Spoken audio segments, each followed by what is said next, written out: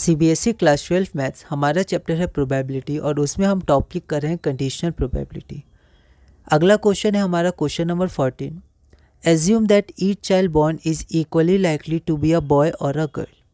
If a family has 2 children then what is the conditional probability that both are girls given that the youngest is a girl, at least one is a girl.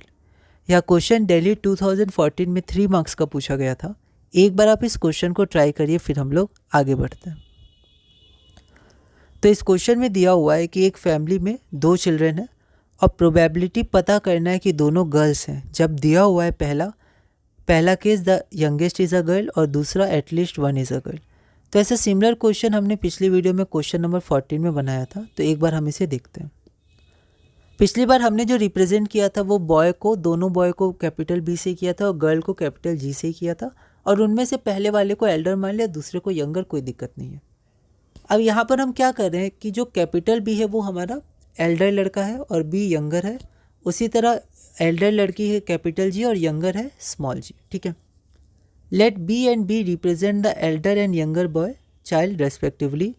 Also capital g and, यहाँ पर 2 बार and हो गया, हमें ध्यान देना है language पर, and small g represent the elder and younger girl child respectively. ठीक है, if a child has 2 children then the possible cases, क्या हो सकता है, दोनों लड़के हो सकते हैं ना। आप कैपिटल भी बाद में भी लिख सकते हैं, कोई दिक्कत नहीं है, दोनों बॉय को रिप्रेजेंट कर रहे हैं। आप स्मॉल भी कैपिटल भी लिख दीजिए, कोई दिक्कत नहीं है। ठीक है, तो पहला हो गया कैपिटल बी स्मॉल बी, है ना, दोनों लड़के, एक लड़का एक लड़की, दोनों लड़की एक लड़की एक लड़का।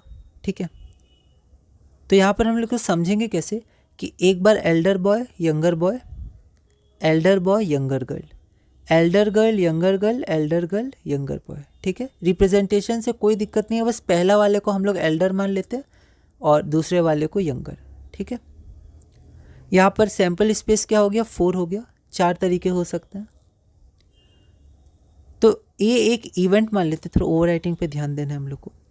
Event that both the children are girl. ठीक है, दोनों चिल्ड्रन क्या है, गर्ल है, ये हमें निकालना है। ठीक है, तो जी और जी, तो नंबर ऑफ एलिमेंट्स ऑफ ए कितना हो गया, 1 हो गया। ठीक है, अब गिवन क्या है, गिवन है the youngest is a girl, सबसे छोटी लड़की है।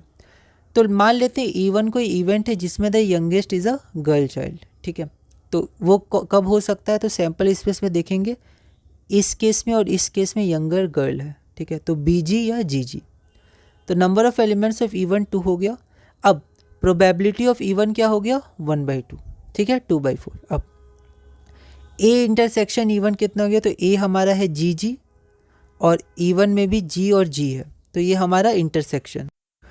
तो यहाँ पर ए इंटरसेक्शन इवन क्या हो गया, तो यहाँ पर ए हम लोग देखते हैं, ए क्या है, कैपिटल जी स्मॉल जी, और इवन में भी कैपिटल जी स्मॉल जी है। तो ए इंटरसेक्शन इवन आपका हो गया कैपिटल जी स्मॉल जी, तो नंबर ऑफ एलिमेंट्स 1 हो गए। ठीक है, तो probability of A intersection even हो जाएगा 1/4। अब हमें प्रोबेबिलिटी क्या चाहिए कि both are girl child given that even, मतलब given that youngest child is a girl, ये गिवन है। तो इसका फॉर्मूला हो जाएगा probability of A intersection even divided by probability of even. इसको पुट करेंगे तो आपका 1/2 आ जाएगा। उसी तरह हमारे पास गिवन क्या है कि एटलीस्ट वन इज़ गर्ल, तो E2 को एक इवेंट मान लेते हैं, एटलीस्ट 1 इज़ गर्ल। तो सैम्पल स्पेस में देखेंगे ऐसे कौन से एलिमेंट्स है जिसमें एटलीस्ट 1 गर्ल है, तो BG, GG और GB। ठीक है, तो number of elements of E2 आपका 3 हो जाएगा, तो प्रोबेबिलिटी ऑफ E2 3/4। अब हमें कंडीशनल प्रोबेबिलिटी निकालनी है, तो उसके लिए हम सबसे पहले ए इंटरसेक्शन E2 फाइंड करेंगे। तो ए हमारा क्या था, GG था, और E2 में भी आप देख सकते हैं GG आ रहा है। तो यहाँ पर ए इंटरसेक्शन E2 GG होगा, तो number of elements of A intersection E2 1 हो जाएगा, तो प्रोबेबिलिटी 1/4 हो जाएगा। तो रिक्वायर्ड प्रोबेबिलिटी सेकेंड केस में हो जाएगा प्रोबेबिलिटी दैट ए मतलब both are girl child given that E2 क्या है, given that at least 1 is a girl. तो ये हो जाएगा P probability of A intersection E2 divided by probability of E2, that is 1/4 divided by 3/4 is equal to 1/3, जो हमारा required answer है। अगला क्वेश्चन है हमारा क्वेश्चन नंबर 15।